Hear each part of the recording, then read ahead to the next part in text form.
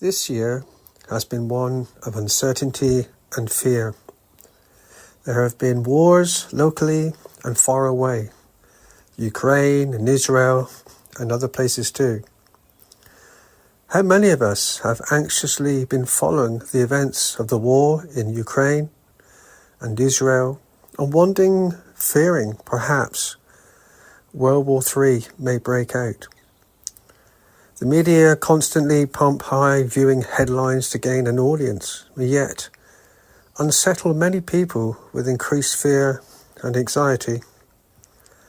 Floods and storms, stabbings, gloom and doom from our media outlets constantly feed us and bombard us with negative information.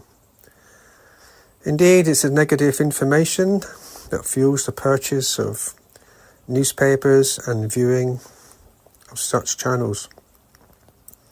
Hospitals fill steadily with those suffering from anxiety disorders, depression or stress, and unfortunately suicidal tendencies.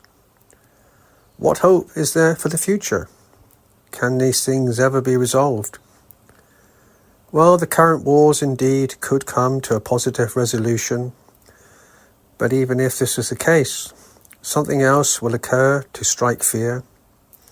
Another virus, a deadly bacteria. COVID is still being pushed as news, even after all this time. There is fear on every hand. Many people find hope and meaning to their worried lives through the faith in Christianity, or in rather the person of that faith known as Jesus. Christians believe that he was the reason for the season that has just passed us by. And Jesus has promised meaning and fullness to life, and with it his great peace. We surely need the peace to replace fear and worry that fills our hearts day by day, week by week.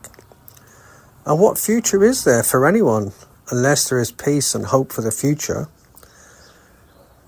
The word says there is hope for your future, and says also, in this world you will have trouble, but take heart, I have overcome the world. Perhaps this new year is a time to try an alternative to meditation, diets, wellness awareness, consciousness, chi, the invisible powers of the universe. Perhaps it's time to give this person that people call Jesus, the Son of God, a chance. For once upon a time, the Christian faith was the forerunner of most religions in the world. But today that's not the case. And so many people prefer to try other alternatives. And I would suggest to you now that Christianity is almost an alternative to the rest. So why not try the alternative and give this person Jesus a try? The trouble is, people are afraid of the unknown, afraid of what people might say to them, afraid of what might be expected of them. And yet, this person called Jesus is never asked us to do this or that or the other, but simply to believe in him and to leave the rest to him when we have done that. As far as I've known, I have never known anyone who has followed the Christian faith with Jesus who said it didn't work for me. Unless, of course, that person who said such a word was a person who didn't really follow Jesus wholeheartedly.